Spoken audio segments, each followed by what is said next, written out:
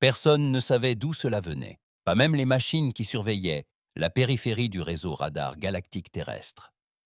Le signal n'émettait sur aucune fréquence connue et sa langue n'était répertoriée dans aucune base de données. Il commença par un faible bourdonnement, presque comme un battement de cœur, se répétant toutes les 9,7 secondes. Lorsqu'il devint pleinement audible, la galaxie était déjà à l'écoute. Quand le signal fut enfin pleinement audible, la galaxie était déjà à l'écoute. Pendant 80 000 ans, il avait dérivé, englouti par le silence, ignoré par d'innombrables civilisations disparues.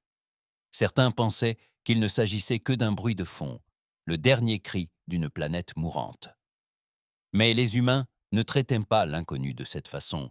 Quand ils l'entendirent, ils répondirent. Tout commença avec une vieille scientifique nommée Eva Marquez, qui travaillait seule dans une station d'observation en orbite autour de Saturne.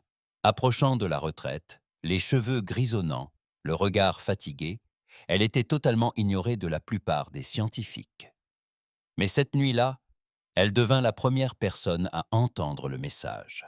« Je crois que c'est un appel à l'aide », murmura-t-elle dans son enregistreur, les yeux rivés sur la forme d'ondes numériques. Ce n'est pas du bruit, c'est une voix. Les plus grands esprits de la Terre se sont penchés sur la question pendant des semaines. La fréquence était ancestrale, basée sur des harmoniques quantiques désormais obsolètes dans la galaxie. Mais ce signal présentait une structure, des motifs, un code, comme quelque chose ou quelqu'un prisonnier du temps. Alors, l'humanité fit quelque chose d'inattendu pour le reste de la galaxie. Au lieu de se contenter d'archiver le signal ou de débattre de ses origines, elle y répondit. Une sonde fut lancée. Rapide, silencieuse et puissante. Équipée d'une intelligence artificielle, d'un logiciel de traduction et d'échantillons d'ADN. Car si quelqu'un se trouvait à l'autre bout du fil, la Terre voulait qu'il sache qui arrivait. Pendant des mois, la galaxie observa. Des cieux métalliques de l'Empire Varnan aux vaisseaux biologiques de l'Essem Trexin, tous les regards se tournèrent vers la Terre. La plupart s'attendaient à un échec, d'autres prédisaient une catastrophe.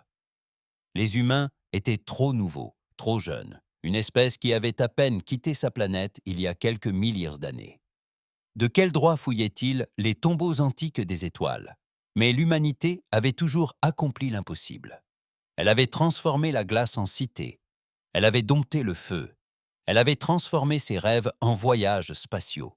Et maintenant, elle poursuivait un murmure qui n'avait plus été entendu depuis avant même son existence. La sonde traversa des systèmes, évitant les débris et survivant à des tempêtes de radiation. Elle suivit le père. Signal jusqu'à une région morte de l'espace. Pas d'étoiles, pas de chaleur, juste une obscurité infinie. Et là, elle découvrit quelque chose.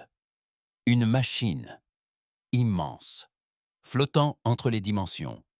Immense, flottant entre les dimensions, recouverte de métal ancien et d'une étrange écriture antérieure, même aux archives Eldari, elles-mêmes plus anciennes que le temps.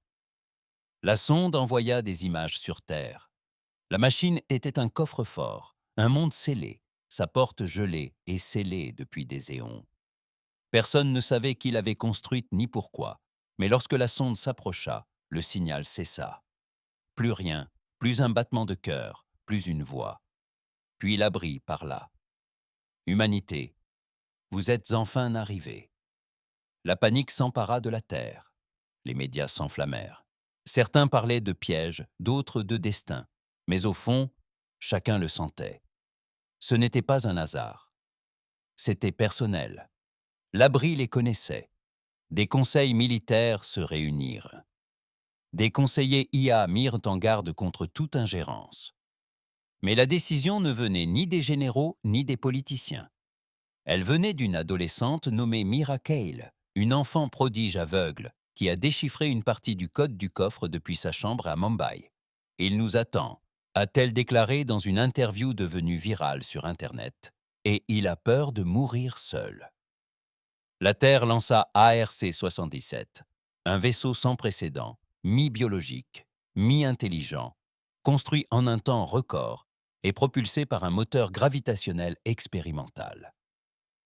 À son bord se trouvaient 12 humains, des scientifiques, des linguistes, des soldats et un historien. Ni les meilleurs guerriers, ni les esprits les plus brillants, mais chacun portait en lui quelque chose qui semblait faire écho à l'enceinte. Des souvenirs, des émotions, curiosité, culpabilité. Car quoi qu'il y ait eu dans ce coffre-fort, cela se souvenait de l'humanité avant même qu'elle n'existe. Et maintenant, cela voulait parler. L'ARC-77 semblait être un être vivant. Ce n'était pas seulement le léger pouls des systèmes organiques à l'intérieur de la coque, ni la façon dont les parois respiraient presque. C'était la façon dont le vaisseau réagissait, comme s'il savait ce que son équipage ressentait. Comme si, plus ils approchaient de la chambre forte, plus celle-ci comprenait la peur, l'excitation et quelque chose d'autre. Le capitaine Leor Hayes se tenait sur le pont de commandement, fixant le vide infini devant eux. Pas d'étoiles, pas de lumière. Juste le noir béant où flottait la chambre forte. Une chose plus ancienne que la mémoire, attendant en silence.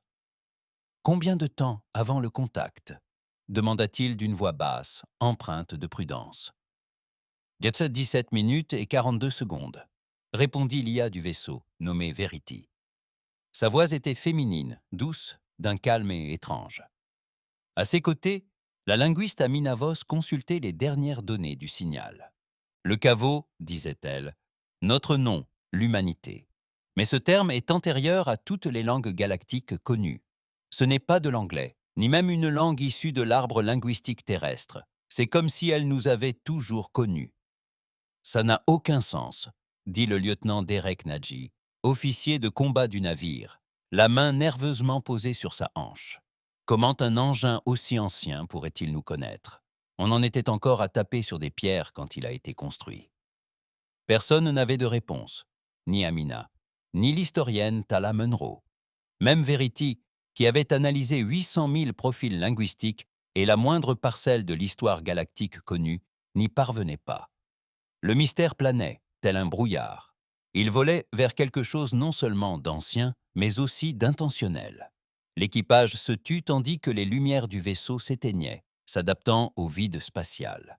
Cette région de l'espace était un désert absolu, absence de gravité, de temps et de règles. Ici, même la lumière se courbait dans le mauvais sens. C'était comme si l'univers avait délibérément oublié cet endroit, et au milieu de ce vide planait la voûte. Elle était monstrueuse.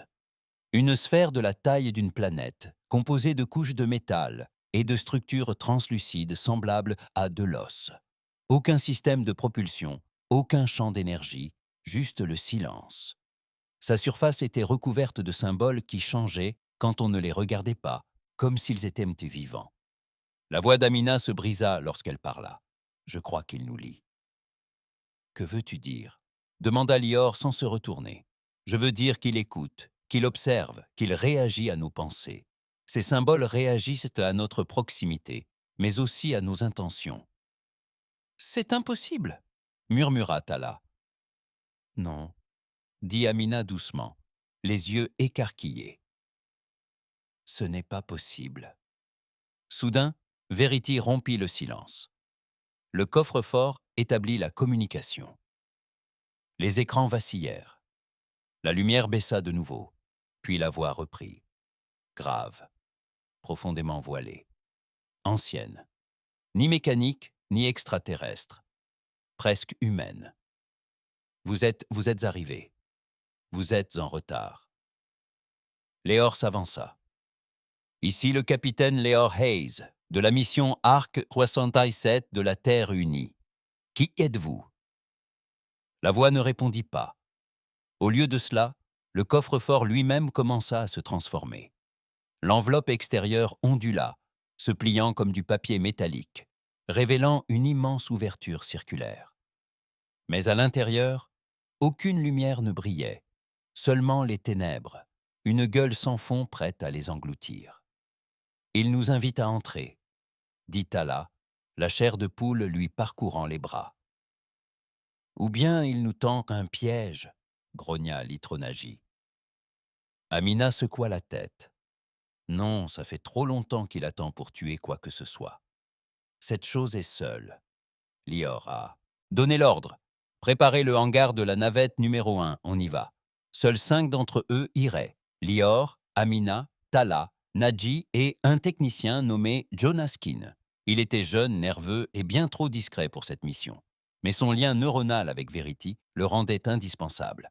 La navette décolla dans un silence absolu, sans la moindre résistance, sans la moindre turbulence.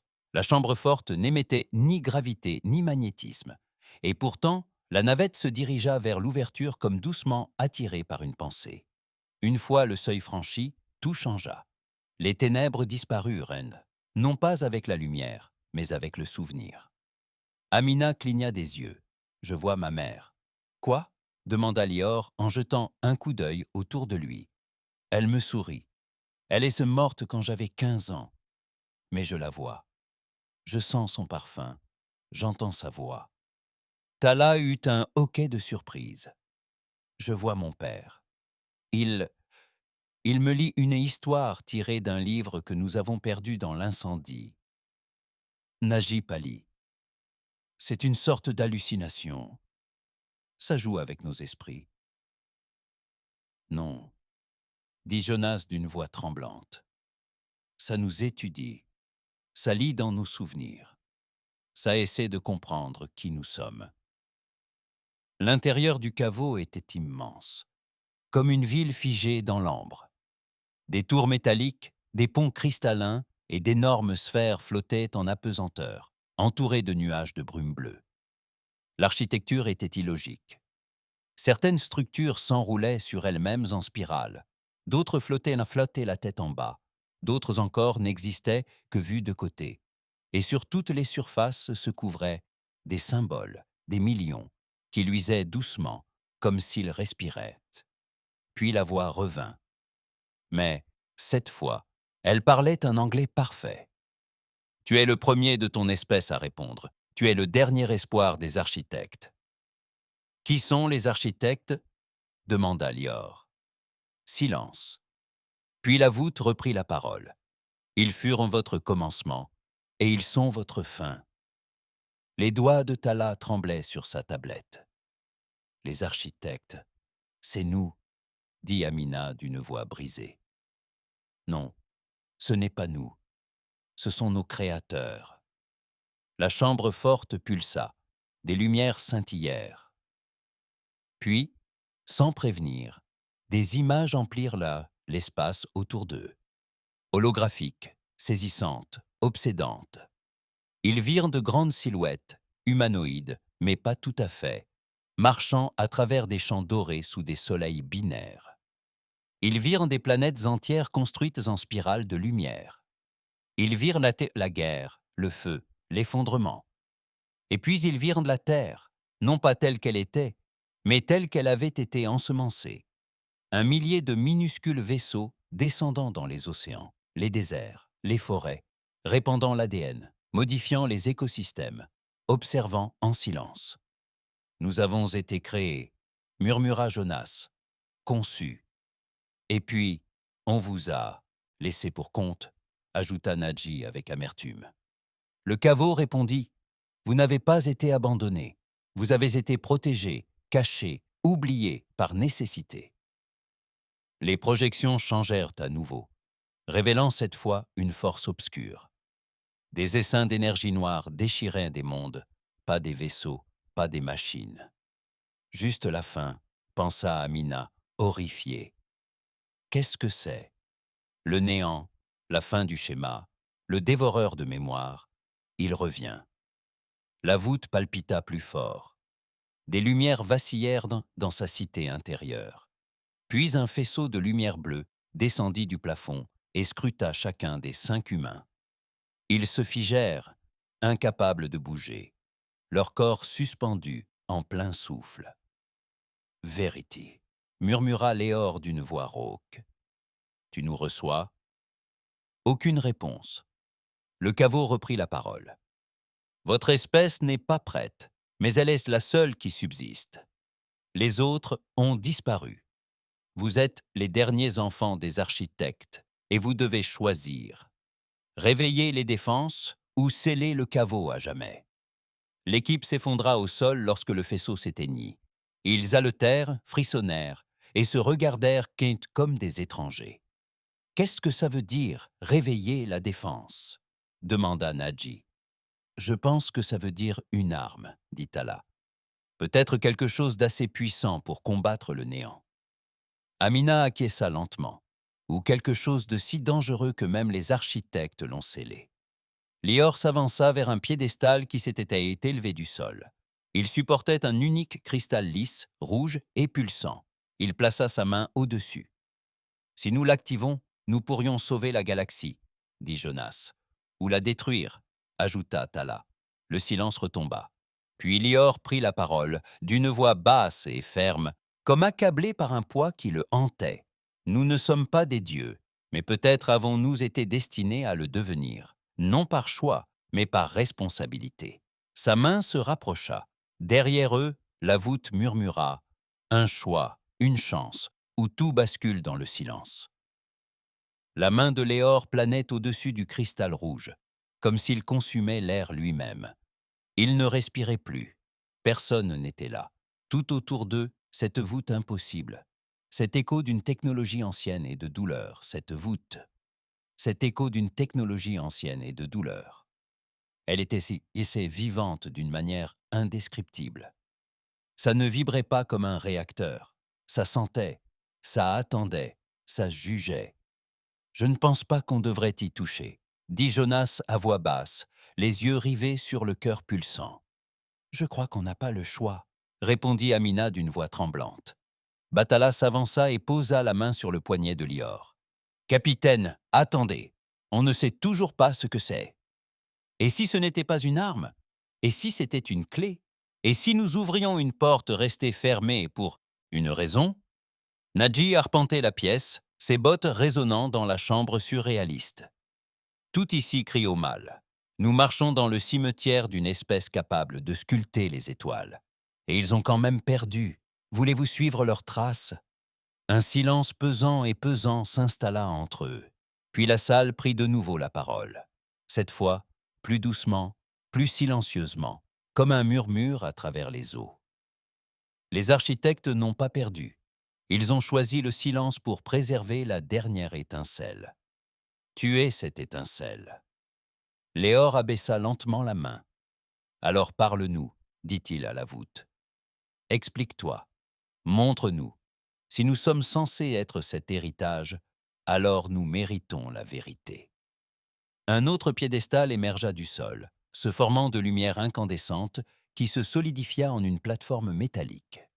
Sur celle-ci apparut ce qui ressemblait à un noyau de données, ou du moins à une version ancienne de celui-ci, d'un bleu éclatant, couvert d'une inscription indéchiffrable.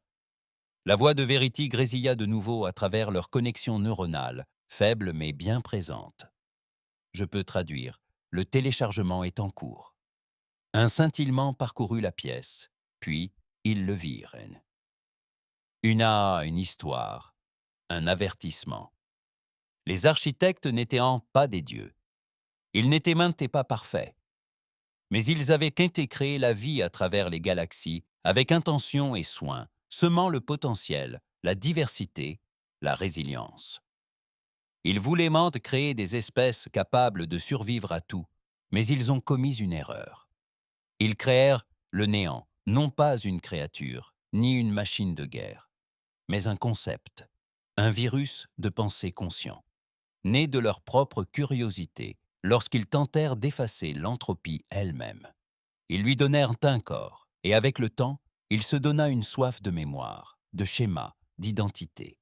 Il dévora les civilisations non par le feu, mais en défaisant leur histoire. Elle n'a pas conquis, elle a effacé. Quand elle s'en est prise aux architectes, ils ont combattu, ont perdu, et se sont réfugiés, ici, dans la chambre forte, où ils ont fait la seule chose qu'ils avaient juré de ne jamais faire. Ils ont réinitialisé le cycle. Ils ont pris leur dernière étincelle de mémoire pure, leur code, leur culture, leur biologie, et l'ont cachée sur une planète primitive. une planète désertique en proie aux tempêtes, au chaos et à l'imprévisibilité. Ils l'ont appelée Terre, et le résultat, l'humanité. Les images se brouillèrent. D'autres éclairs apparurent net. La Terre durant l'ère glaciaire, surveillée par des machines enfouies depuis longtemps.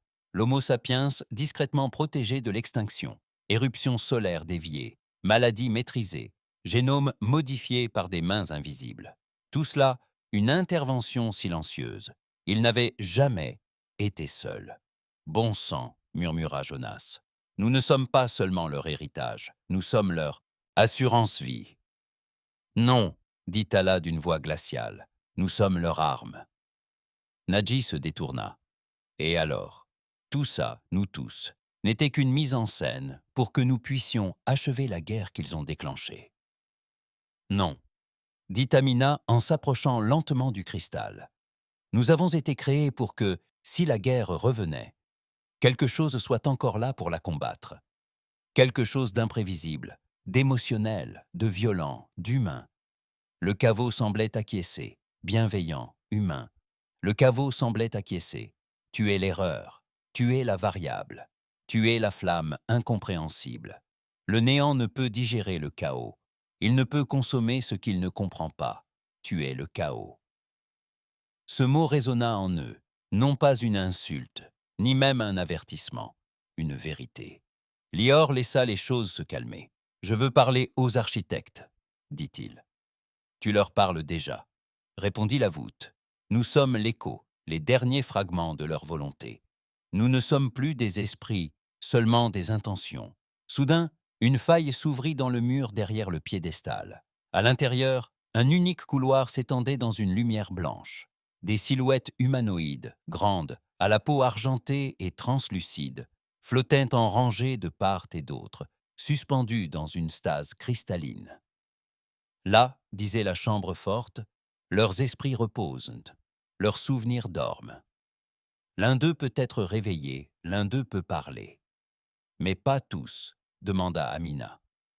Les réveiller tous, c'est faire ressurgir leur douleur, leur culpabilité, leur échec. Ils ne peuvent y survivre. Lior se tourna vers son équipage. Nous n'avons qu'une seule chance de leur parler directement. Qui y va? Personne ne se porta volontaire. Tala finit par lever la main. J'ai étudié les civilisations préhumaines toute ma vie.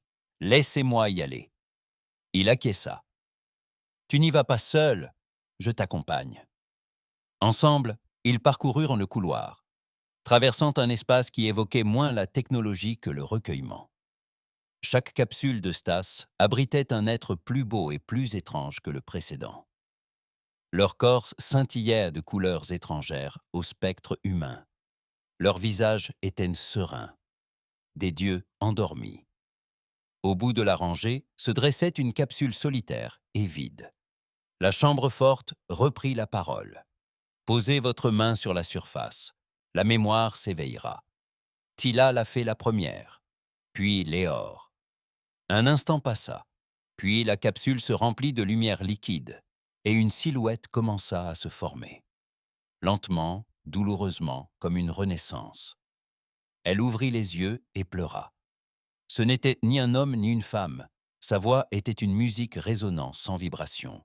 « Tu as survécu, » acquiesça Léor.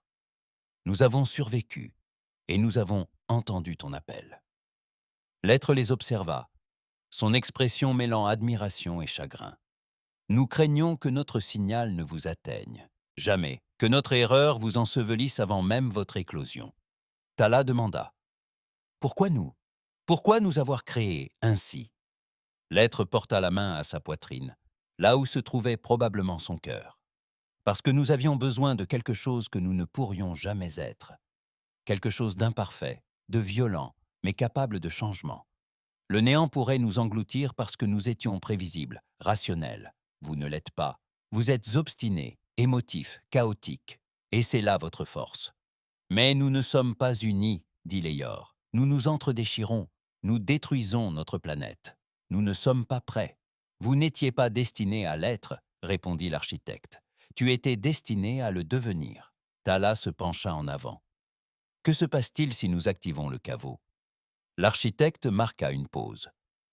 Le caveau transmettra ton existence aux étoiles, une impulsion suffisamment puissante pour ébranler la mémoire de la galaxie. Elle réveillera d'autres êtres, des espèces cachées, des machines sessueuses enfouies sous des mondes, des défenses encore endormies, mais le néant l'entendra aussi. Puis elle viendra nous chercher, dit Lior. Oui, répondit l'architecte, mais cette fois, elle ne trouvera pas le silence. Elle te trouvera. Lior se retourna vers Thala. Son visage était vide, plongé dans ses pensées. Nous ne sommes pas prêts, murmura-t-elle. Alors nous gagnons du temps, dit-il, ou nous mourrons en essayant. Ils retournèrent dans la salle principale. Les autres levèrent Svat les yeux, anxieux, tandis que Léor posait la main sur le cristal rouge. « Je crois que nous sommes faits pour ça, » dit-il doucement. « Non pas parce que nous sommes spéciaux, mais parce que nous sommes les derniers à pouvoir tenter le coup. » Il appuya. La chambre forte trembla. L'air s'anima. Un son semblable à un battement de cœur résonna à travers la galaxie. Au moment où Lahor appuya sur le cristal rouge, la chambre forte répondit. Non par la violence ou la destruction, mais par la musique. Tout commença profondément sous leurs pieds. Un bourdonnement sourd, presque inaudible, comme le pouls de l'univers lui-même. Puis, lentement, il s'éleva, vibrant à travers le sol, les murs, l'air, jusqu'à leur donner l'impression d'être au plus profond d'eux-mêmes. Les murs se mirent à briller. Des symboles sur chaque surface commencèrent à se tordre, à se déverrouiller et à fusionner. Puis la lumière jaillit en une colonne silencieuse, droite vers les étoiles. Ni chaleur, ni matière. Autre chose. Quelque chose de plus ancien. Le signal est en cours d'émission, annonça la voix de Verity dans le système de communication. Les niveaux de puissance augmentent dans tous les nœuds de l'abri. Les pics de radiation sont minimes. Les canaux quantiques sont actifs. Ça parle. Léor recula du piédestal, observant la lumière s'éteindre lentement. « Qu'avons-nous dit à la galaxie ?» demanda Amina, la voix empreinte d'admiration et de crainte. Verity répondit. « Un lieu, un avertissement et une promesse. » La voix du caveau résonna de nouveau, plus forte, plus proche. Non seulement dans la pièce, mais en eux. Le message est parti. Le souvenir s'est réveillé. Vous avez choisi la rébellion. La galaxie l'entendra, et le néant viendra. L'équipage resta là, silencieux. La gravité de leur acte pesait comme un poids invisible. Personne ne bougea. Personne n'applaudit. Ils avaient allumé un phare dans les profondeurs de l'espace, annonçant à tous, vivants ou morts, que l'humanité était là. L'humanité était là. Jonas fut le premier à parler. Il se passe quelque chose d'étrange à l'extérieur de l'abri. » « Quel genre d'étrange ?» demanda Lior. « Un phénomène comparable à un pic gravitationnel à 12 zéros. Quelque chose d'énorme venait de se produire. Sur l'écran principal de la navette, une portion du vide noir se mit à se déformer, à se courber et à onduler comme l'eau agitée. Une masse colossale émergeait, non pas d'un trou de verre, ni du subespace, mais du néant, comme si elle s'était dissimulée derrière la réalité elle-même. Une forme, floue et indistincte, commença à glisser dans l'obscurité. Ni lumière, ni moteur, juste une présence. Elle était informe, mais projetait une silhouette sur les étoiles. Immense, anormale. Elle ne se déplaçait pas dans l'espace, mais en dessous. Amina recula devant l'écran. « Est-ce que c'est ça ?»« Oui ?» intervint Verity. « Je crois que c'est le néant. » La voix du caveau reprit, aiguë et urgente. Il a entendu. Il est réveillé. Vous devez retourner dans votre monde. Préparez-vous, rassemblez-vous, unissez-vous. La tempête commence. « Ne pouvons-nous pas combattre ici ?» demanda Nadji. vérifiant instinctivement son arme, comme si les balles avaient une importance capitale. Cet endroit est sacré, un souvenir.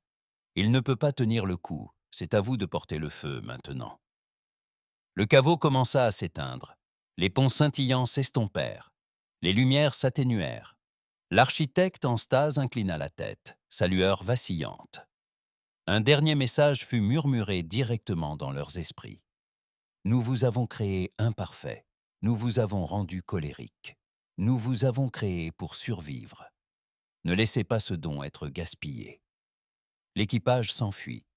Ils embarquèrent à bord de la navette, tandis que la porte du coffre se refermait derrière eux. En sortant, ils purent le voir rétrécir. Non pas physiquement, mais disparaître. Se replier sur lui-même. Se cacher à nouveau.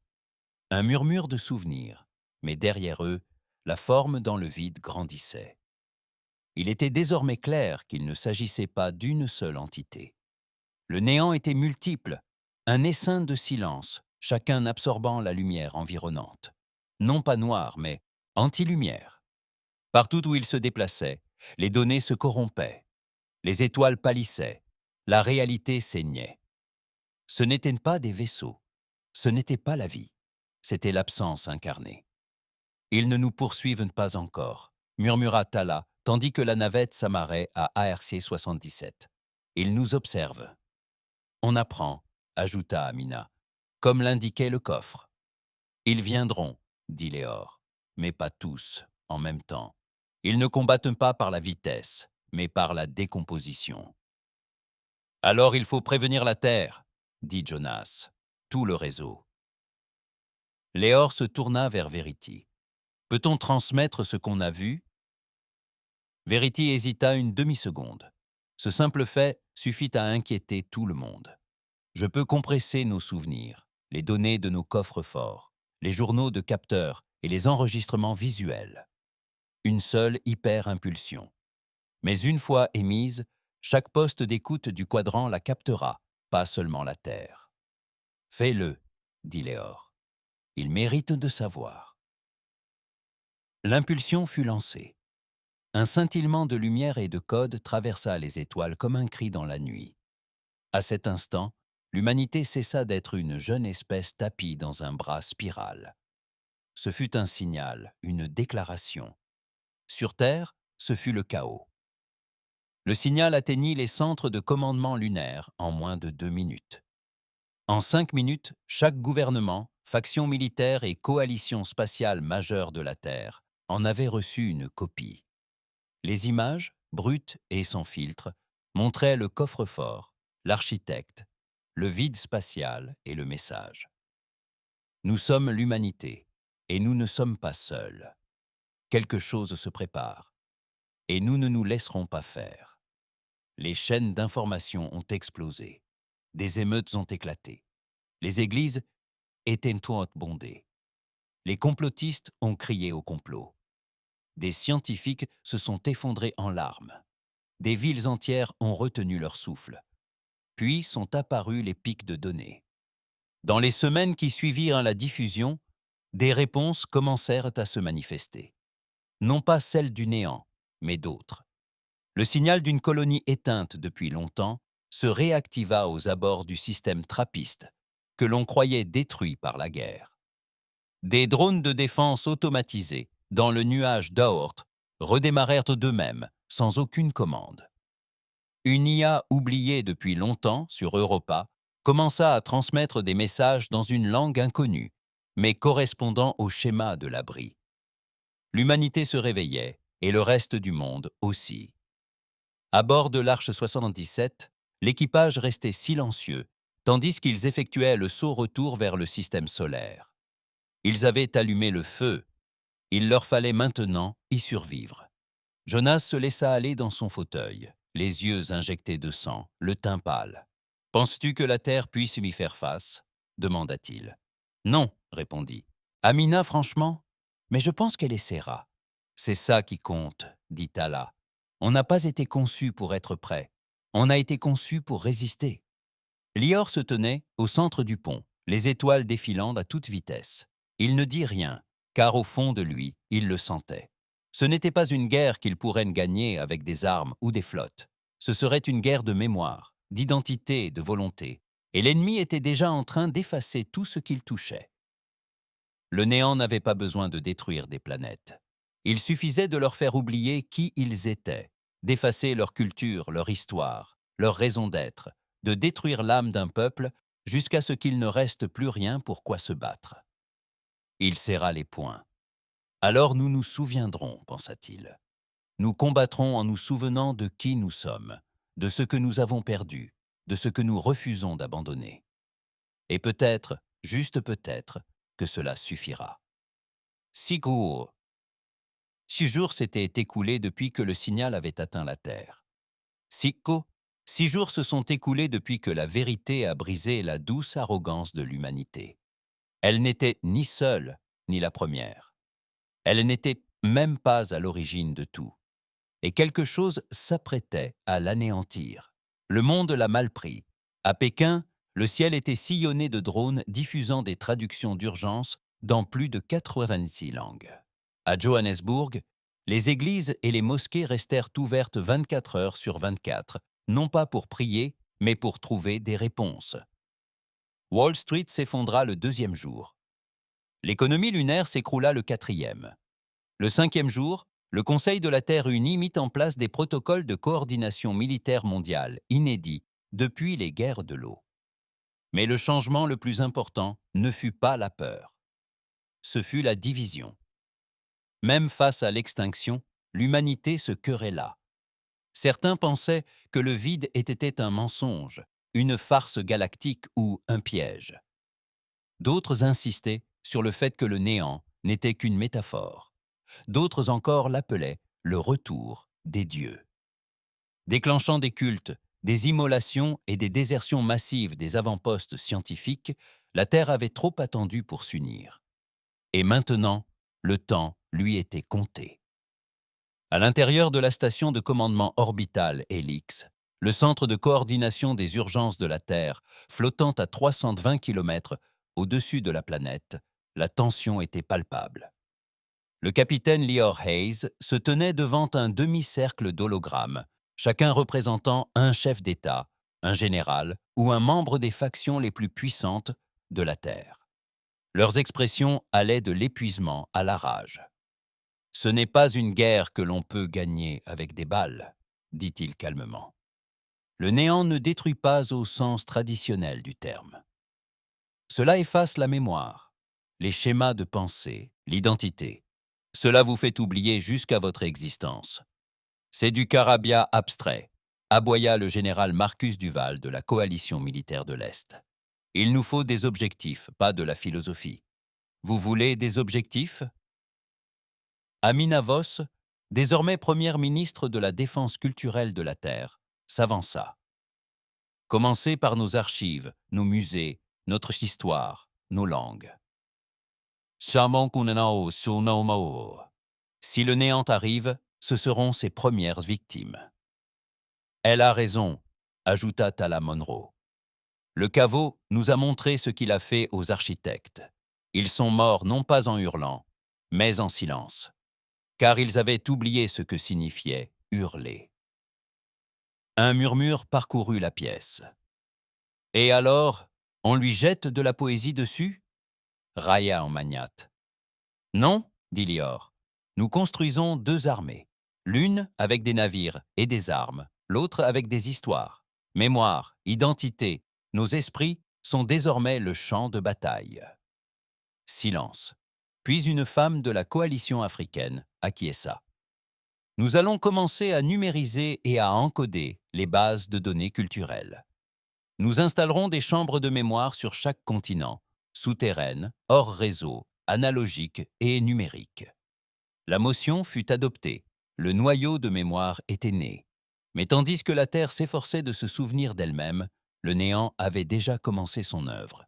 Tout a commencé dans des endroits tranquilles, des colonies isolées, des avant-postes scientifiques en plein espace. L'un des premiers signes est venu de la station Europa 9, une colonie minière de glace avec un équipage de 32 personnes. Elle a cessé d'émettre. Au début, le commandement a pensé à une panne de communication, une procédure de routine. Puis, les signaux de secours ont disparu. Les protocoles d'urgence ne se sont pas déclenchés. Aucun signal de détresse. Aucune consommation d'énergie. Aucun signe de vie. Le néant. Un drone de reconnaissance fut donc envoyé. Les images arrivèrent 2 heures plus tard. La colonie était encore physiquement intacte. Aucun dégât structurel. Les champs de glace étaient intacts. Mais les habitants avaient disparu. Ni morts, ni assassinés. Simplement disparus. Les lits étaient encore faits. Les repas à moitié consommés.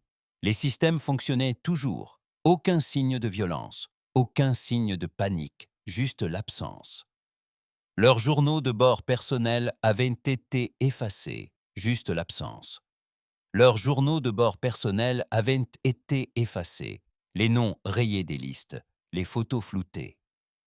Les dernières images du drone montraient quelque chose de bien plus inquiétant. Gravé dans la paroi de glace à l'extérieur de la station, sur des dizaines de mètres de large, se trouvait un symbole. Circulaire, changeant, vaguement familier. Amina confirma que cela correspondait au motif du coffre-fort. Mais lorsque Verity tenta de l'analyser, son système bredouda. Erreur de serre. Données, dit-elle d'un ton neutre. Symbole impossible à traiter. Le motif s'effondre à l'observation. Ce n'était pas un avertissement. C'était une signature. Le point zéro était là. Ailleurs, l'ARC 77 était retourné en orbite près de la Terre. L'équipage n'avait pas le droit de se reposer. Ils étaient séparés pour des débriefings, des interrogatoires, des bioanalyses et une procédure bien plus intrusive, l'analyse des schémas psychologiques. La théorie était simple. Si le nul pouvait manipuler la mémoire, il était peut-être déjà en eux. Lior était assis dans une pièce blanche, dont les murs vibraient d'impulsions à basse fréquence, destinées à détecter les anomalies cognitives. En face de lui se trouvait une femme nommée Dr Hélène Sade, impassible. Pas de conversation. Elle le fixait droit dans les yeux, comme si elle cherchait la moindre faille. « Vous souvenez-vous du nom de votre sœur » demanda-t-elle. « Lara », répondit-il sans hésiter. « Votre premier animal de compagnie ?»« Koda, un labrador. Il était mort quand j'avais 12 ans. »« Votre premier mensonge ?» Il hésita. Ce n'était pas prévu. J'ai dit à ma mère que je ne l'avais pas entendu pleurer après la mort de mon père. Le docteur Sada n'a pas réagi. Intéressant, a-t-elle dit. Vous sentez-vous coupable? À chaque respiration, a-t-elle répondu en hochant la tête, presque avec approbation.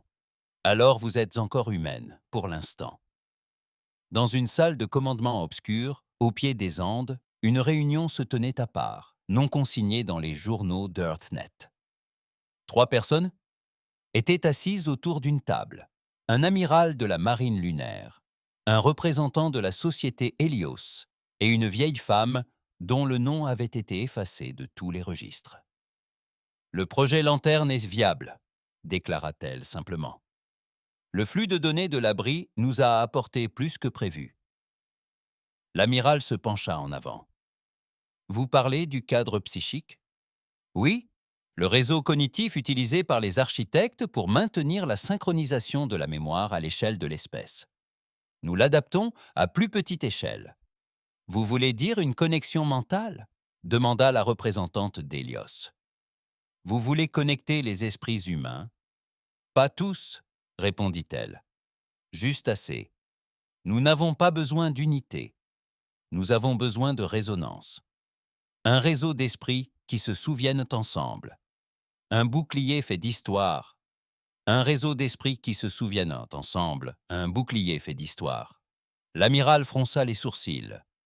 Vous suggérez de bâtir un système de défense à partir de l'identité humaine. Exact. Et s'il échoue ? La vieille femme sourit. Alors sera chantée la dernière chanson avant le silence. Le 7e jour, quelque chose changea. Non pas dans les étoiles, mais chez une enfant. Elle s'appelait Avaline, avait 10 ans, aucune maladie connue, une vie normale. jusqu'à cette nuit où elle se mit à parler en dormant, dans une langue que personne ne lui avait apprise. Sa mère enregistra ses paroles et l'envoya aux autorités. Le document transita par une douzaine de services avant d'arriver sur le bureau de Tala Monroe. Elle écouta le fichier. Un frisson la parcourut. L'enfant parlait la langue des architectes. Aucun humain ne l'avait jamais parlé. Aucun être vivant ne le pouvait. Cela exigeait des tonalités inaudibles pour la voix, des harmoniques complexes, des motifs répétitifs en temps réel. Mais Eva, elle, le faisait. Parfaitement. Quand on l'amena, elle était calme. Sérénité.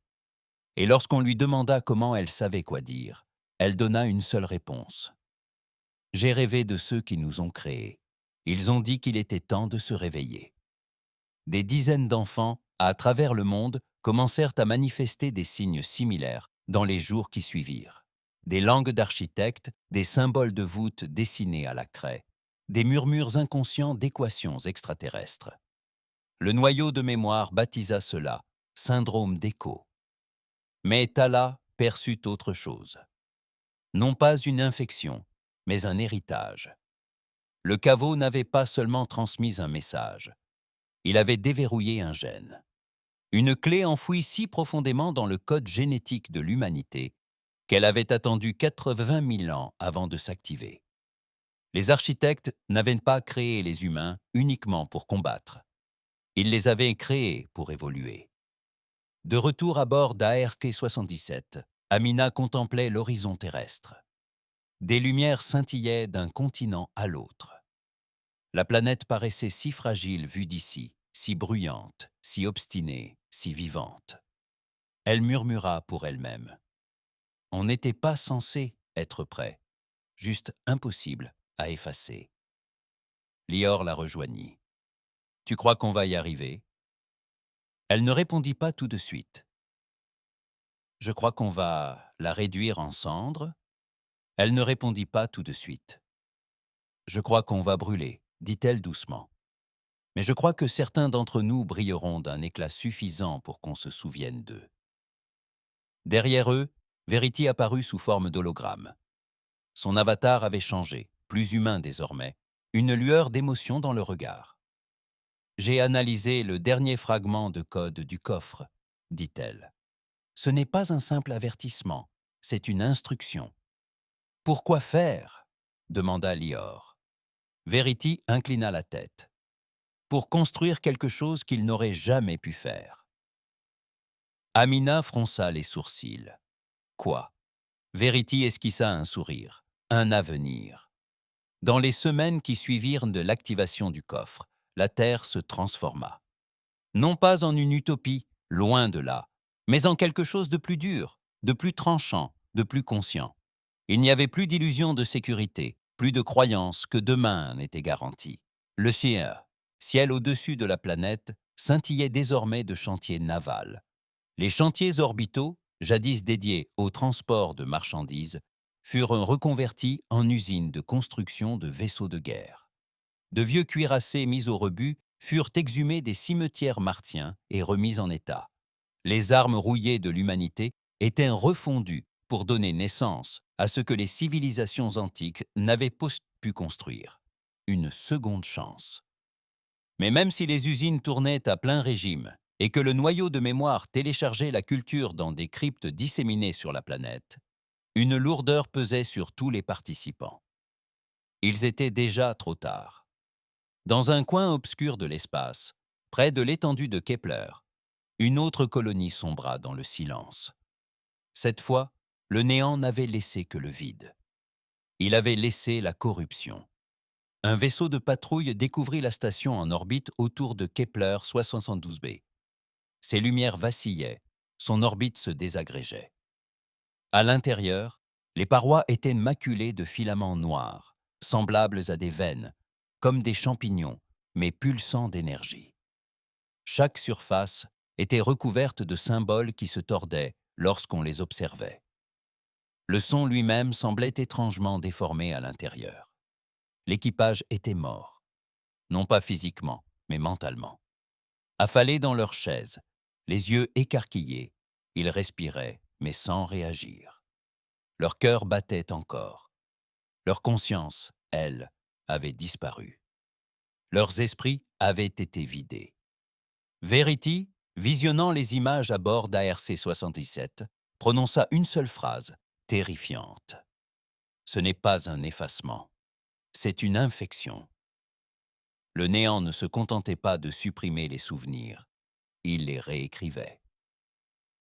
Et maintenant, les expériences béanciae commençaient. À l'Assemblée lunaire de la Terre, les représentants des nations humaines survivantes et des cités spatiales se réunirent en vertu d'une charte d'urgence. La question n'était plus de savoir si le néant attaquerait, mais quand, comment et qui serait le premier. Lior se tenait devant l'Assemblée, accompagné de Tala, Amina et Jonas. Il commença sans préambule. Le caveau n'a pas seulement réveillé une menace, il a réveillé une part enfouie de nous-mêmes.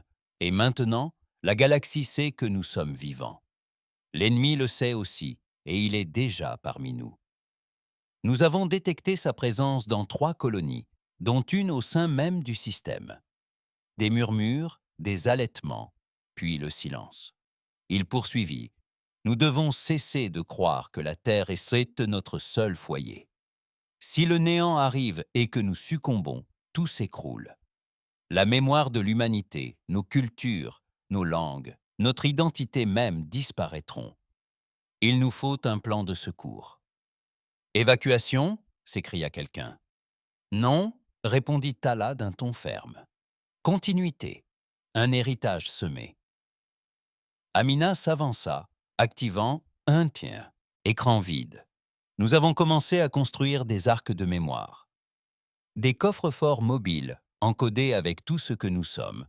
Art, histoire, langue, même nos souvenirs personnels donnés volontairement, seront disséminés dans l'espace profond, cachés sur des planètes errantes, des astéroïdes, voire enfouis sous les océans de géantes gazeuses. « Et si nous perdons ?» demanda quelqu'un. « Alors nous deviendrons une légende urbaine », répondit Tala d'une voix de pierre. « Une légende que le néant ne réduira jamais au silence », conclut Léor. « Nous ne gagnerons pas par la force brute. Nous gagnerons en étant inoubliables. » Mais tout le monde n'était pas de cet avis. Dans l'ombre du syndicat Helios Deep Core, la plus grande entreprise de défense privatisée de la Terre, un autre plan se tramait, le projet Séraphin, une contre-espèce synthétique, ni humaine ni architecte, quelque chose entre les deux. Le plan était simple. Utiliser les données génétiques de l'abri et les enfants atteints du syndrome d'Echo comme modèle pour créer un nouveau type de soldat, immunisé contre la corruption de mémoire. Un esprit construit selon des motifs fractales, une identité en perpétuelle mutation, trop instable pour être réécrit. Des armes dotées d'âmes trop chaotiques pour être brisées. Avaline, la première enfant atteinte du syndrome d'Echo, fut le modèle.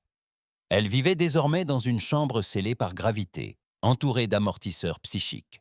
Son esprit fluctuait constamment sur des fréquences qu'aucune machine ne pouvait pleinement suivre. Elle ne dormait plus. Elle parlait au caveau dans ses rêves. Le docteur Aline Sadé, désormais à la tête de la recherche Séraphine, observait l'enfant à travers la vitre. Elle évolue plus vite que prévu. Peut-on la contrôler ? Demanda le représentant d'Hélios. Siad ne répondit pas. L'enfant se tourna et fixa la vitre. Elle sourit. « Le contrôle », murmura-t-elle, sa voix résonnant sans son. Ailleurs, l'Arche 77 avait été envoyée en mission. Une station d'écoute en orbite autour de l'étoile morte Caliban 9 avait émis un signal de détresse. Quelque chose d'ancien, enfoui profondément dans ses banques de données, s'était activé. À l'arrivée du vaisseau, la station était silencieuse.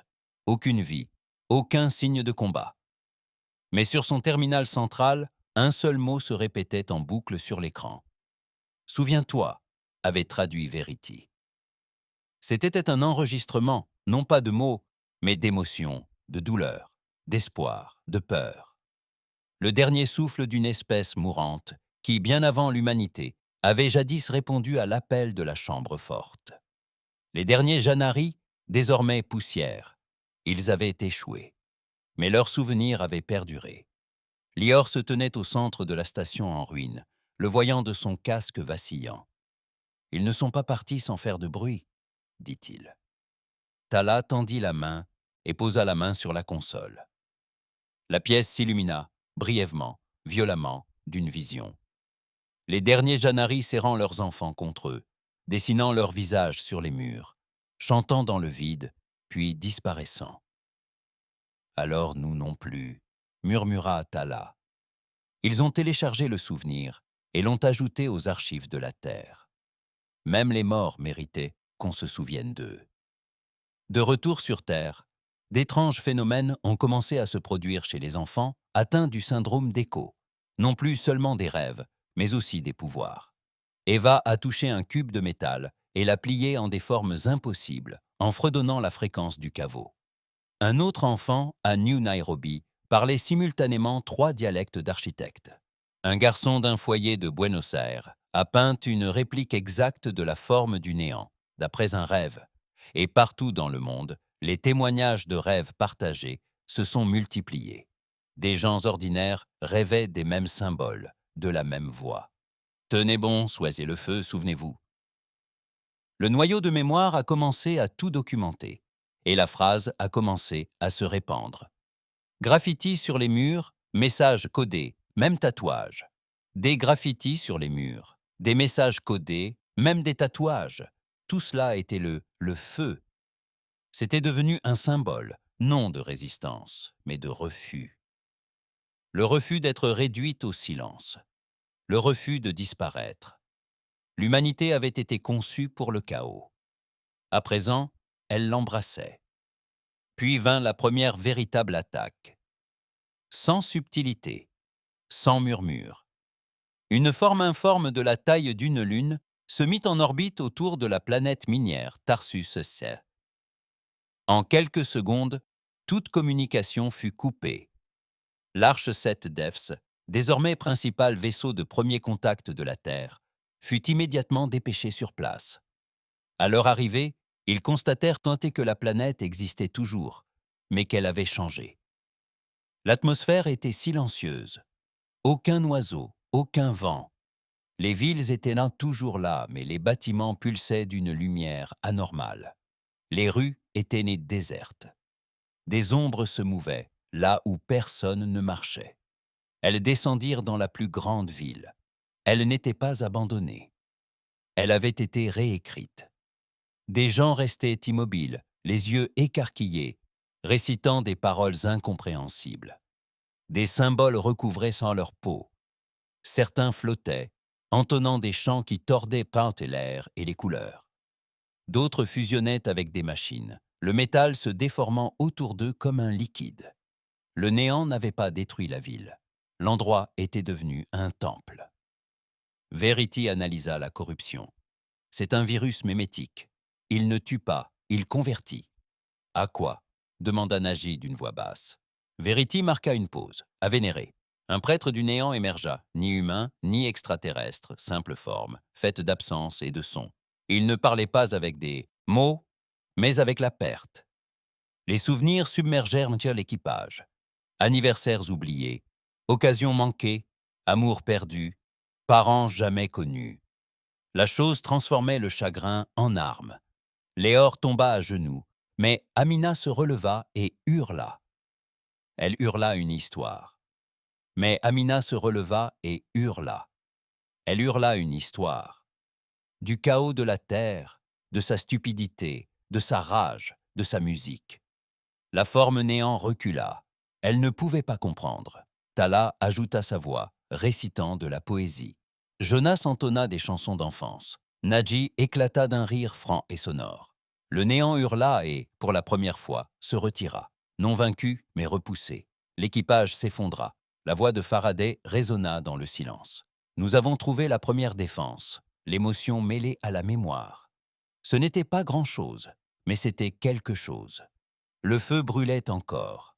Les images de Tarsus Sweat se sont gravées dans la mémoire de chaque être humain sur Terre. Une planète qui avait conservé son apparence, mais qui avait perdu son âme. Des villes fières, désormais peuplées de coquilles vides. Des voix psalmodiant des inepties. Des machines bourdonnant d'un rythme ancien et incompréhensible, des rues pavées des vestiges de rêves oubliés. Aucune explosion, aucune cendre, juste l'étouffement lent de la réalité. Et au-dessus de tout, la forme nulle planait toujours en orbite, telle une divinité de la décomposition. Observant, attendant. L'humanité avait survécu au premier contact, mais de justesse, et non par la force. Elle avait survécu en faisant ce que la forme nulle ne pouvait comprendre, se souvenir. De retour à bord d'ARK 77, le débriefing fut bref et brutal. Le capitaine Leor Hayes était assis en face du docteur Eileen Saad, le visage de cette dernière illuminé par un écran affichant la dernière forme du nul. Le prêtre, comme l'équipage, avait commencé à l'appeler. « Ils ne nous ont pas tués parce qu'ils ne le pouvaient pas, » dit Léor. « Ils ne savaient pas comment faire, parce que nous avons accompli quelque chose que les architectes n'auraient jamais pu faire. » « Nous avons hurlé, » répondit Saad, esquissant un sourire, « comme des bêtes sauvages. » Ils s'attendaient à de la logique, de l'harmonie, de l'ordre, mais les humains sont le chaos. Notre chagrin est désordonné, nos histoires sont laides, nos chants sont brisés.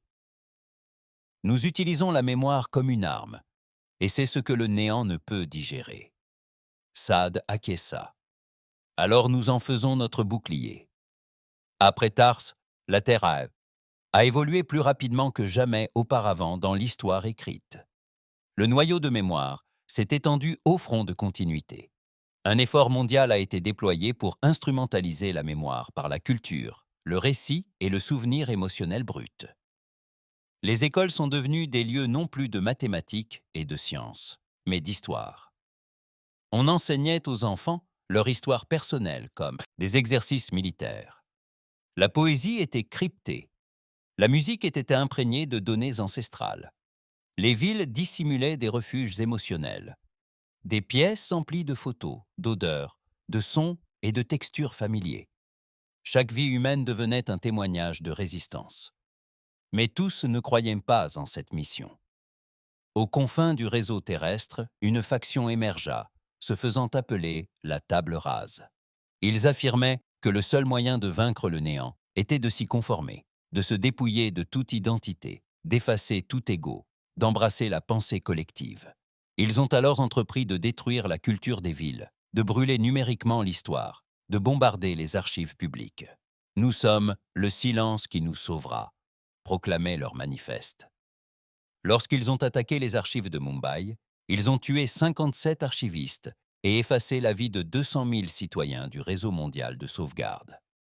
La guerre devint plus qu'extérieure. Elle devint civile, une guerre pour la définition même de l'humanité. Pendant ce temps, les enfants de l'écho se transformèrent à nouveau. Le corps d'Evelyne commença à se métamorphoser, rien de grotesque, rien de monstrueux, mais d'une manière contre nature. Sa peau scintillait légèrement sous certaines lumières. Ses cheveux défiaient la gravité. Ses pensées se propageaient par ondes radio. Elle ne dormait pas, elle se souvenait du futur. Dans ses rêves, elle voyait des villes futures qui n'avaient pas encore été construites, des chansons qui n'existaient pas, des gens qui n'étaient pas encore nés, des chansons qui n'existaient pas, des gens qui n'étaient pas encore nés. « Ce ne sont pas des visions, » dit-elle, assise dans sa salle d'observation scellée sur la base martienne Theta. Ce sont des promesses. Eileen Saad l'observait chaque jour, mais l'enfant semblait désormais hors de portée de toute observation. « Que fais-tu, Ava » demanda-t-elle un soir. Ava se retourna, ses yeux brillant faiblement de la lumière du caveau. « Je suis ce qui arrive lorsqu'une espèce choisit la mémoire plutôt que la peur. » Le néant revint, cette fois en orbite autour de Jupiter. Il envoya une sonde, un objet qui ressemblait à une machine, mais qui pulsait comme un cœur. Cela ressemblait à une machine, mais pulsait comme un cœur. L'objet se mit en orbite et contamina la magnétosphère de Jupiter. En quelques heures, toutes les communications longue distance de la moitié du système furent coupées. Mais un phénomène étrange se produisit. Les enfants atteints du syndrome d'écho commencèrent à l'entendre, non pas comme un son, mais comme une absence. Il décrivait un bourdonnement qui était aussi un silence, une attraction. Un oubli non pas triste, mais inévitable. Jonas, désormais à la tête de la toute nouvelle division des signaux émotifs, réunit les enfants dans une station spatiale au-dessus de Mars. Assis en cercle, ils restèrent silencieux jusqu'à ce qu'Ava pose la main sur la table et murmure quelque chose dans la langue de l'abri. Tous les enfants répétèrent.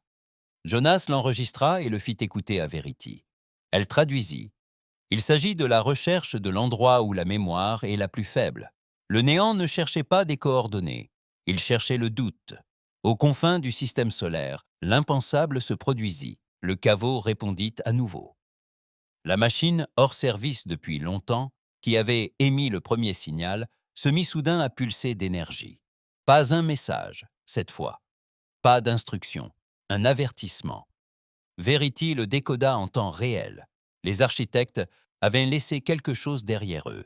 Une ultime sécurité. Un dernier recours qu'ils n'osaient pas l'activer. Tala fronça les sourcils. Qu'est-ce que c'est? La réponse de Verity fut lente.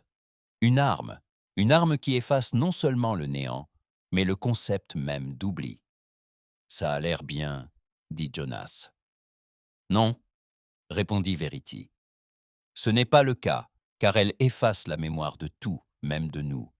Une stérilisation globale de la pensée, un génocide de la mémoire. C'est le dernier recours, ajouta Verity. Ils ne l'ont jamais utilisé. Ils n'en ont pas eu le courage. Lior fixa l'écran. Alors, nous ferons en sorte de ne jamais avoir à le faire. Mais quelque chose avait déjà mal tourné. Quelqu'un avait trouvé l'arme avant eux. Un signal de détresse provenait du relais caché près du nuage d'Oort. Une unité d'élite de l'armée terrienne, dissidente et opérant sous la bannière de Clean Slate, avait pénétré la zone de fréquence du coffre-fort. Ils avaient téléchargé la position du dispositif de sécurité. C'était bien réel et ils fonçaient droit dessus. Leur plan? Activer le système de sécurité et tout effacer. Humain, nul, mémoire, identité. Replonger l'univers dans le silence. L'Arche 77 était le seul vaisseau suffisamment proche pour intercepter. La poursuite à travers le nuage d'Oort fut brutale. Le vaisseau renégat, l'Oblivion's Mercy, était rapide, élégant et glacial. Son équipage avait déjà effacé ses noms, brûlé ses marques d'identité et crypté ses pensées derrière des algorithmes inspirés du néant. Ils voulaient disparaître et ils voulaient emporter tout le monde avec eux. À bord de la RC-77, Lior se tenait sur le pont de commandement, le visage dur. On les attrape, on les arrête, sans compromis. Ce sont des humains, dit Tala d'une voix douce. À peine, mais quand même. L'extinction incarnée, répliqua Nadji. Ce n'est plus humain. Amina resta silencieuse. Ce n'est plus humain. Amina resta silencieuse. Elle fixait une photo dans sa main. Son père, disparu depuis des années. Elle ne voulait pas oublier son visage, sa voix, son rire. Elle ne laisserait personne décider pour elle. Ils ont échappé à la clémence d'Oblivion près d'un satellite, architectural inactif, dont le noyau pulsait faiblement d'une lumière interdite. Une bataille s'est engagée, non pas avec des armes nucléaires, mais avec des idées. L'équipe Clean Slate a lancé des bombes de signalisation corrompant la mémoire, des boucles vocales de paradoxes, des virus émotionnels conçus pour effacer l'identité, des soldats hurlant des codes auto-effaçables comme armes. ARC-77 a répondu par la culture. Jonas activa le dispositif vocal, une arme sonique alimentée par les cris de toutes les langues connues de la Terre, discours, berceuses, chants de guerre. Et dans les derniers instants, Amina téléchargea un battement de cœur, le sien, enregistré le jour de sa naissance, pur, intact, humain. L'équipage, vierge de toute altération, vacilla. Certains hurlèrent, d'autres pleurèrent. L'un d'eux tenta de se souvenir du nom de sa mère. Puis l'arme s'autodétruisit, juste avant le déclenchement du système de sécurité de l'abri. L'Arche 77 s'échappa. le néant observa et apprit. Après coup, la Terre prit conscience d'une chose terrifiante. Le néant n'avait pas besoin de toucher une planète pour gagner. Il lui suffisait de semer le doute chez l'humanité, de lui faire craindre les souvenirs, de lui faire croire que l'oubli était synonyme de paix. Mais l'attaque eut l'effet inverse. La Terre exerçait une pression accrue. Des artistes peignaient des fresques murales dans les rues qui chantaient au toucher. Les vieilles chansons regagnaient en popularité. Les grands-mères devenaient générales. Chaque citoyen se voyait attribuer une identité unique, une empreinte numérique de sa vie, stockée dans un nuage de mémoire, alimenté par les émotions elles-mêmes. Le noyau de mémoire avait évolué pour devenir le rempart contre les flammes. Ils n'étaient plus archivistes. Ils étaient des guerriers de la mémoire. Et la guerre n'était pas à venir. Elle avait déjà commencé. Le ciel n'était plus noir.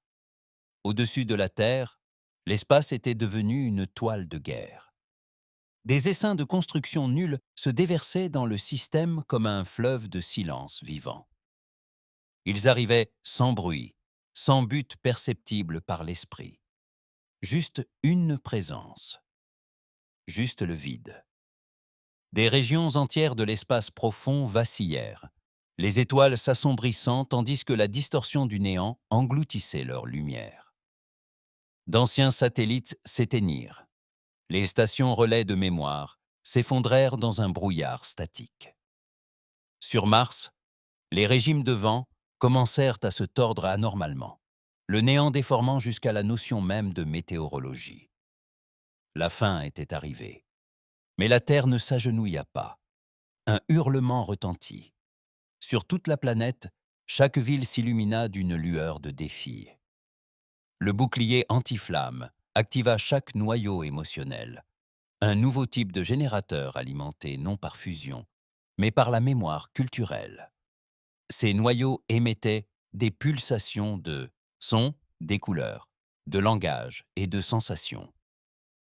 Certains jouaient des chants de guerre, d'autres hurlaient des berceuses. Au Caire, une station projetait les noms des morts dans le ciel, dans toutes les langues connues. Le néant la haïssait. Elle ne pouvait l'accepter. Sur la Lune, des stations de défense diffusaient des souvenirs historiques comme des coups de canon, des bribes de lettres d'amour, des poèmes de résistance, des discours de protestation. Le néant hurlait sur des fréquences qui brisaient le verre.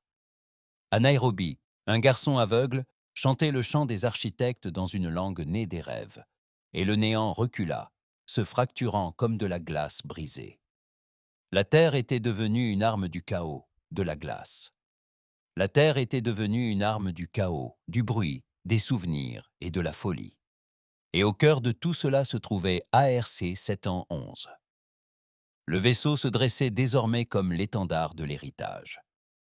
Les dernières données de l'abri pulsaient à travers son noyau. Son IA, Verity, avait fusionné entièrement avec le code de l'architecte, devenant quelque chose de nouveau. Plus une machine, plus tout à fait humaine. Elle était la mémoire incarnée, et le néant voulait l'effacer. La forme finale atteignit les confins de Saturne. Ce n'était pas un vaisseau, ce n'était même pas une structure, c'était une faille dans la réalité, un silence mouvant, une cathédrale de l'absence, l'intelligence primordiale du néant, l'oubli originel, ce qui avait défait les galaxies. Verity le nomma simplement l'indicible. Il se déplaçait à une vitesse incroyable, dévorant les anneaux de Saturne en un clin d'œil. Une vague de réalité s'effondra derrière lui, comme si le temps lui-même était réécrit. L'indicible n'utilisait pas d'armes, il pénétrait simplement dans l'espace et le réécrivait. Lior se tenait sur la passerelle d'Arc 77, face à l'écran. Il se dirige vers la Terre. « Heure d'arrivée prévue ?» demanda Amina, la voix assurée mais tremblante. « État ?» demanda Amina, la voix assurée mais tremblante. « 6 heures, » répondit Verity, à moins qu'il ne brise à nouveau l'espace-temps. Puis, bien plus tôt. Le silence retomba, puis Lior se tourna vers l'équipage. « Tout le monde à son poste. Vous savez ce que nous sommes. Vous savez ce que nous transportons. » Jonas acquiesça, la main posée sur les commandes du système vocal. Tala serrait un disque dur contre sa poitrine. La dernière histoire, une sauvegarde précieuse de tout ce que l'humanité avait été et était devenue. Si ARC-77 s'écrasait, ce disque serait éjecté dans l'espace profond. Il ne se laisserait même pas faire. Alors que le vide atteignait la limite du puits gravitationnel terrestre, quelque chose commença à changer. Les enfants de l'écho s'éveillèrent, tous en même temps. Partout dans le monde, des centaines d'entre eux se tenaient là, les yeux brillants, parlant d'une voix venue du coffre-fort. Ils n'avaient ni peur ni surprise. L'heure est venue, déclara Evelyne, debout sous le dôme martien, entourée de scientifiques et de soldats. Les architectes ont échoué, car ils voulaient préserver l'existant. Mais nous, dit-elle en se tournant vers les étoiles, nous sommes l'avenir. Verity activa le noyau de l'arche. La mémoire jaillit. La coque du vaisseau s'illumina de noms, d'histoires, de cris, de rires. Des milliards de vies encodées en énergie. L'arche devint un phare, un cœur, un refuge ultime. Tandis que l'indicible descendait, il tenta de courber l'espace, de déformer le tissu de la perception. Mais il échoua. Le poids même de l'identité que la Terre projetait lui résista. La Terre était devenue un mur de bruit, de chants, de chagrins et de survie. L'arme la plus puissante du néant, l'oubli, était ici inutile. Alors elle évolua. Elle résonna, une seule phrase, à travers chaque haut-parleur, chaque implant neuronal, chaque rêve. Choisissez le silence, choisissez la paix, abandonnez-vous. Sa voix n'était pas empreinte de colère, mais de lassitude. Tala répondit la première. Non. Elle diffusa le dernier récit dans les haut-parleurs du vaisseau et le projeta dans le néant. Un récit de 700 000 pages, témoignage de tragédies humaines, de triomphes, de cruauté, de compassion, de la vérité de leur existence. Amina y ajouta des chants de culture disparus, ressuscités pour un dernier combat. Nadji entonna d'anciens chants de guerre, puis Jonas actionna l'interrupteur final du dispositif vocal. Il diffusa la Terre elle-même, non pas un fichier audio, non pas une chanson, mais l'empreinte sonore de l'histoire humaine, enregistrée au rythme de la planète, à la fréquence de ses plaques tectoniques, à la symphonie de ses systèmes orageux et au pouls de 8 milliards d'âmes. Le néant hurla, sa cathédrale. La forme se fractura, ses tentacules se rétractèrent. Mais elle ne mourut pas. Le désespoir la gagna, et pour la première fois, elle parla comme un enfant. Pourquoi luttez-vous contre le souvenir? Lior se leva, la voix tremblante mais ferme. Nous ne luttons pas contre le souvenir, dit-il. Nous luttons contre l'oubli. Alors Verity, auréolée d'une lumière éclatante, transmit la clé ultime du coffre, une cascade de codes architectural mêlés à l'émotion humaine, la fusion d'une finalité ancestrale et du chaos présent. La clé pénétra au cœur de l'indicible, et il se brisa. Non pas dans une explosion, non pas dans un éclat de lumière, mais dans un gémissement. Le gnoul ne mourut pas, il ressentit. Pour la première fois depuis des milliards d'années, la grande destruction se souvint de ce qu'elle avait été. Une idée, une question, un dessein poussé trop loin. Et elle pleura. Son corps s'effondra en poussière. Son silence devint chant. Puis il disparut. Le silence suivit. Mais pas à cause de la perte. Soulagés, les habitants de la Terre se relevèrent. Tarsus était toujours perdu. La colonie portait encore les stigmates de sa disparition. Mais les nuls battaient en retraite. Ni vaincus, ni anéantis, mais transformés. Ils faisaient désormais partie de l'histoire. Les caveaux se fermèrent un à un, enfin, plongés dans la paix. Les enfants de l'écho se turent. Evaline disparut une nuit, ne laissant derrière elle qu'un message griffonné en écriture cryptique sur le mur de sa chambre.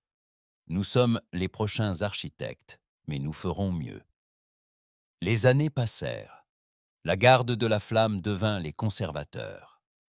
ARC 77 se transforma en université volante, sillonnant les colonies et enseignant l'histoire de la guerre de la mémoire. Léor se retira discrètement. Tala écrivit des livres en exil. Amina chanta à chaque nouvel an humain jusqu'à la fin de sa vie. Et la Terre n'oublia jamais. Car désormais, elle savait. La plus grande arme n'était ni la technologie, ni la logique, ni même la force. C'était la capacité de transmettre les histoires à travers les épreuves, de préserver la mémoire face à l'oubli, de dire au néant. Nous étions là, nous comptions, et la galaxie, enfin, nous a entendus.